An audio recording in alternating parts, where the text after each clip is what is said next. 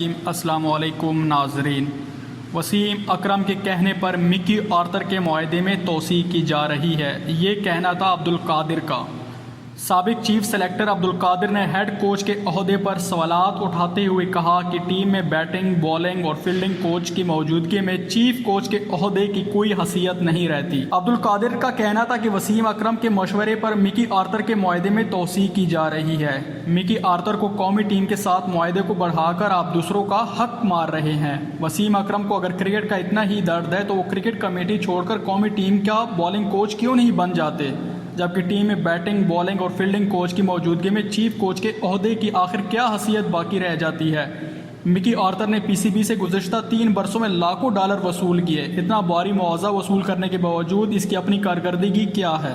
ایک سوال پر ماضی کے عظیم اسپنر کا کہنا تھا کہ کوئی بھی کھلاڑی اگر ڈسپلن کی خلاف ورزی کرتا ہے تو اس پر قومی ٹیم کے دروازے بند کرنے کے بجائے جرمانے کیے جانے چاہیے۔ آغاز میں جرمانے کی رقم 1 لاکھ ہونی چاہیے، بار بار خلاف ورزی پر اس رقم میں اضافہ کیا جانا چاہیے۔ عبدالقادر نے کہا کہ بڑے افسوس کی بات یہ بھی ہے کہ سیاست کی طرح پاکستان کرکٹ بورڈ میں بھی بہت گند ہے۔ بورڈ میں اس وقت کوئی سسٹم ہی نہیں ہے۔ احمد شہزاد، سہیل خان سمیت باصلاحیت کھلاڑیوں کا کرکٹ کیریئر خراب کر دیا گیا۔ لیگ اسپنر نے کہا کہ یہ وہ کھلاڑی تھے جو دنیا بھر میں اپنی صلاحیتوں کا لوہا منوا چکے تھے اور ان پلیئر پر قوم کا بہت زیادہ سرمایہ لگا ہوا تھا، لیکن ان کھلاڑیوں کو ٹیم سے باہر کرتے وقت یہ تک نہیں سوچا گیا کہ بورڈ کے اس اقدام سے کتنا زیادہ نقصان ہوگا۔